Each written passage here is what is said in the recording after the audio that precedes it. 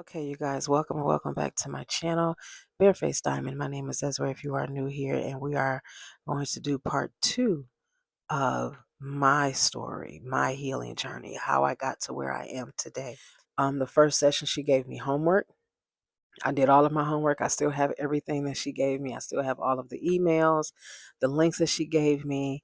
I took my healing seriously. I was not playing, y'all, because I knew that was going to be it. I knew that was going to be it. If I didn't get what I needed from her or from this process, it was going to be it. So I took it all serious. We met during, video chat and whatnot. That was how our therapy sessions went. But yeah, I was on the floor. I was on the floor in tears, y'all. But it was okay. And then there was a session, I believe in June or July, that got moved to a Saturday because my sessions were always on Tuesdays. Let me back up. My third session, she diagnosed me with generalized anxiety disorder, which was the same thing my father had. She also diagnosed me with complex post-traumatic stress disorder or childhood trauma. And then she said, you have a perfectionism problem. And I got upset when she said that. I didn't get upset because I was mad that she said it. I was upset because that wasn't the first time I heard it. And it was like I was aware of that, but it was one of those things where this ain't got nothing, that don't have nothing to do with what I'm coming to talk to you about. But it actually had everything. It was a part of a lot. Okay. It was a part of a lot. All those words that I told you all in the first part that I was told, those negative words, all those negative words played a part in my everyday life, even until now. At least one of the, I shouldn't say one of the words, one of the things that I'm still grappling with is being accepted by people when it comes to job performance, being seen, so to speak. So that's something that I'm battling. I am battling that perfectionism thing. I am battling that wanting to be accepted so I can be promoted, if that makes any sense. But this one session, like I said, it was in July. My sessions were always on a Tuesday, but this particular week we had to cancel because she had something that came up and we rescheduled for a Saturday. So I was sitting on the couch, I was looking out the window of my apartment, and in front of my apartment building, there was this huge tree. And I'm looking out at the tree, I'm looking in between the leaves, and the wind is blowing and whatnot. And all of a sudden, my attention got diverted to this white space on my wall in between my TV and my bookshelf. So I'm looking at this white space on the wall. The next thing I know, I'm having this vision. And this vision is of me going into a neighborhood that I grew up in. I lived in a neighborhood a few years as a child. And I was standing on the sidewalk and I'm looking at the house. I remember the address, y'all. I remember the street. Okay. I'm looking at the house and I start taking steps towards the front of the house, but I'm on the sidewalk. And I stop because I see the curtains moving a little bit. And I look and I see this little girl. She opens up the curtains. She's peeking through the curtains. And I'm smiling at her and she's smiling back. And the next thing I know, I am on the walkway. And she opens up the door. And she said, she did just like this. She said, come on. She was like, you came back. And I walked in the house, and when I walked in the house, it was literally the same way. It was set up the exact same way it had always been set up when I was living there. And I sat on the couch, and then she sat on the other couch, and she was on her knees on the couch. And then she came over and she said, you came back. I thought you forgot about me. She was like, you came back. You didn't forget about me. I thought you did.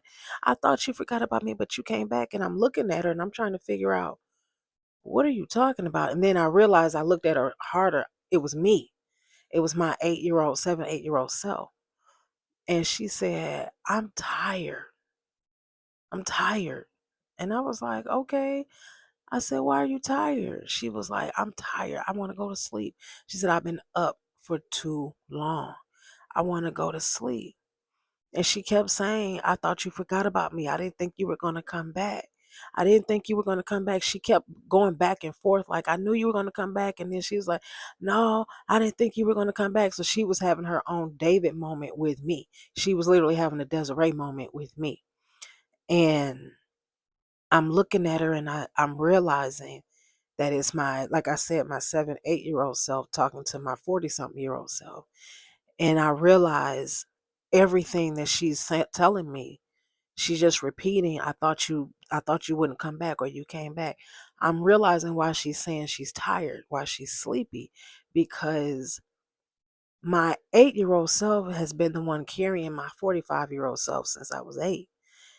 And it was time for me, for the 45-year-old to take over. So I said, I'm here now. I came back. I'm here now. And I said, I got it from here. You can go to sleep. You can go get your rest. It is well deserved. And she said, Are you sure? And I said, Yes. So we got up from the couch. And the next thing I know, actually, I don't even remember getting up from the couch. I remember telling her, Yes, I'm sure I got it, to getting to her getting up off the couch and going to the back of the house where the bedrooms were. And the next thing I know, I'm standing outside. And I turn around and I look at the house and I have this smile on my face. And I see her at the window and she's waving goodbye. And I'd see her again, just walking away because the curtains were left open just a little bit. And I can see her again walking towards the back of the house. And when I blinked, I'm looking at this wall and I'm like, what just happened? So I explained that to I was about to say my advisor. I explained that to my therapist, what had occurred. And I had wrote everything down. I wrote everything down and I think I did. I wrote it down, but I wrote it down so sloppily I didn't even keep it. But because that vision was just so real to me, I won't forget it. So I told her that and she said that I forget what she called it. But she said it was some kind of a moment that I had. It's a word that they use in therapy that I had, that basically I went back to my childhood, to my child self, my inner child, and told her I got it now, that I'm taking responsibility. And it took me a few days to really get an understanding about that. Um, but she she's been resting. She's been asleep for the last 5 years, 5.5 years. And I've been holding it down. I've been taking care of my business emotionally and mentally and physically and spiritually. I've been taking care of my business. Um, so I'm still on this healing journey. I mean, I still have my moments. I've been reparenting myself because that was something that I had to do. I learned about the black mother wound, which is something that I deal with. Um, it is what it is. There are some things that I still find hard to accept. Um, when it comes to, my parental relationships. My father is deceased, and all of this came about after he passed away. And I've been hanging on to God, working on growing closer with God, growing closer to God, and learning about who I am in this healing space. I don't want to go to God unbroken. I don't want to go to God unhealed. I want to go to God as a whole, complete person that has healed the wounds that were given me, whether they were through other people and or myself. I want to go to God fully whole, being forgiven for everything that I have done, knowing that I still have to answer for it, but that I've been forgiven for everything that I have done. And I've learned to just ask God to just say, help me and to keep me. And, Lord, give me the patience, give me the courage, give me the tongue to deal with people. And this part right here, it's still got a lot of work to do. Don't get it twisted. It's still got a lot of work to do, but because it's done some damage to some people, and I have put that in my prayer journal and asked God for forgiveness. Um, and even I think it was in here. No, it wasn't in here. It's in the Book of Romans because I am studying the Book of Romans, chapter 3. It was talking about this little spitfire right here. One thing that I did read in the Bible, I believe it was John chapter 15, verse 5, or was it chapter 15, verse 6? I'll put it down here. That was the first time that I realized that God really did love me, even though I challenged him at times, or that one time, even though I was so mad at God before y'all, I was throwing Bibles away. I had a plethora of Bibles. I was throwing them all away, but I made sure I kept one. But I was throwing all my Christian books, my Bibles, I was tossing it away because, I mean, for real, why would God love somebody he's just allowing? He's just letting go through what I consider to be a mental hell for me. You know, other people's mental hell can be and is way more severe than mine. But at that time, for me, that was a lot.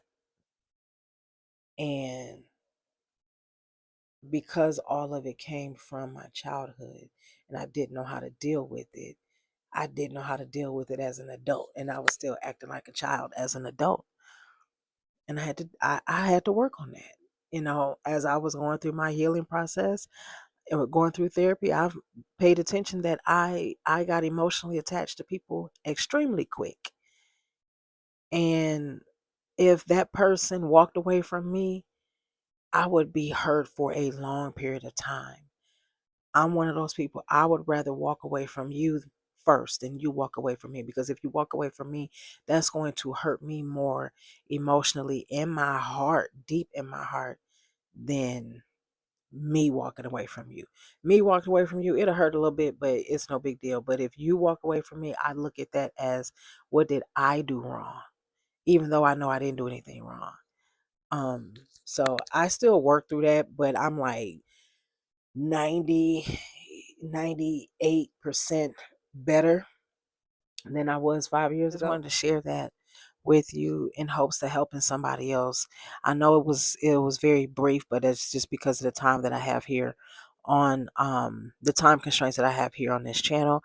But if there's anything that I briefly spoke about that you want me to go a little bit more in detail about, please drop it down below. With that, I'll see you all in another video. Take care. Bye.